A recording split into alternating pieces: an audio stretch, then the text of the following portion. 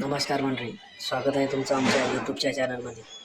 मंडळी, आपण आज एक वेगळा विषय बघूया, तो म्हणजे रस्त्याचा विषय.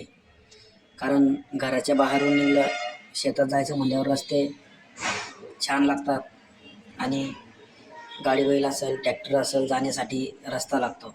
त्याच बाबतीत माजी आमदार संजय रायमुलकर यांच्या प्रयत्नातून बघूया आपण आता समोर मेहकर लोणारमधील 79 शेतपांधन रस्त्यासाठी 11 कोटी खर्चाच मंजुरी.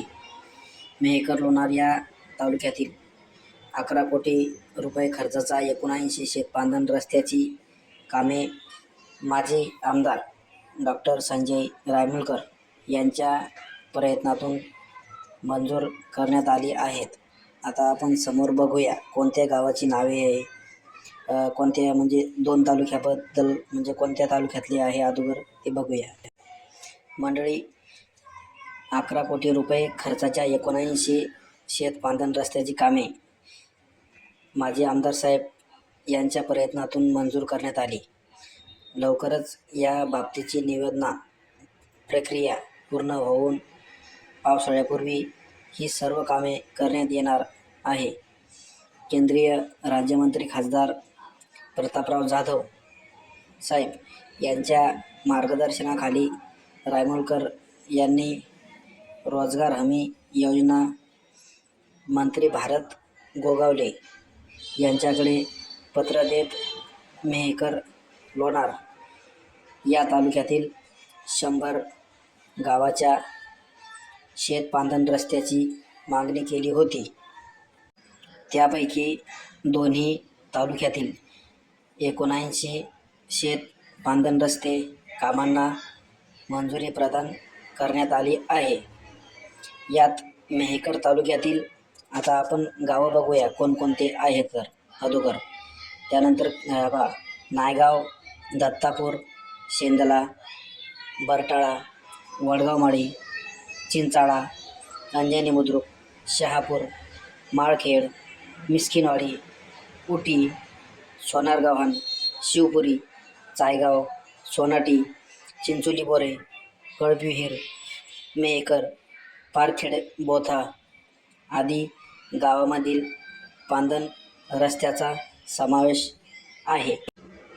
मेहकर मतदारसंघातील या गावांचे इतके रस्ते आहेत याचा उल्लेख आपण यामध्ये केलेला आहे. तर आता लोणारकडे जाऊया. लोणार तालुक्यातील बघा आता वढव, गुंजखेड, पारडा, दराडे, अजिसपूर, वेणी, शारा, येसापूर, भानापूर, देऊळगाव, कुंपाड, बुंधा, उदनापूर, पळसखेड, जहागीर, लोणार, वेणी, तांबोळा येथील पांधन रस्ते केले जाणार आहेत आणि या गावाचे समावेश आहे मंडळी यामध्ये. आता बघा, हे जितके गावांचे समावेश यामध्ये केलेले आहे तर या रस्त्यासाठी निधी आलेली आहे. तर लवकरात लवकर कामे सुद्धा चालू होतील असं निवेदन त्यांनी दिलेलं आहे आणि मंजुरीसुद्धा मिळालेली आहे.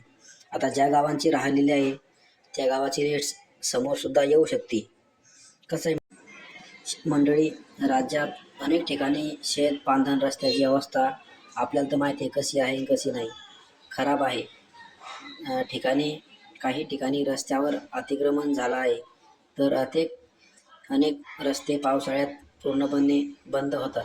परिणामी पेरणी, आंतरमशागत, कापणी, मळणे तसेच शेतमाल वेळेवर बाजारात पोहोचवणे शेतकऱ्यांसाठी कठीण होते. या पार्श्वभूमीवर ही योजना जलद गतीने आणि प्रभावीपणे राबवली जाणार आहे. आता प्रत्येक ठिकाणी गावोगावी रस्ते आणि दळणवळणाची व्यवस्थासुद्धा झालेली आहे आणि पांधन रस्त्याचीच राहिलेली आहे. नंतर मातोश्री ग्रामसमृद्ध शेतपांधन रस्ते अशी योजनासुद्धा शासनाने काढलेली आहे.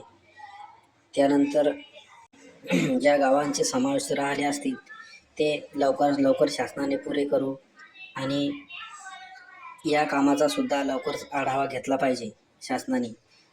ठेकेदार असतील त्यानंतर कॉन्ट्रॅक्टर यांनी सुद्धा हे काम पूर्णपणे चांगले करून द्यावे, कारण शेतकरी हा जगाचा पोशिंदा आहे. शेतकऱ्यांनी जर पिकवलं नाही, शेतात गेलं नाही, तर शेवटी तुम्ही खाणार काय याची सुद्धा चिंता तुम्हाला पडेल. तर आमचा व्हिडिओ आवडल्यास आमच्या चॅनलला लाईक आणि सबस्क्राईबर करा. धन्यवाद. माजी आमदार डॉक्टर संजय राय मुखर्जी, केंद्रीय मंत्री खासदार प्रतापरावजी जाधव. धन्यवाद.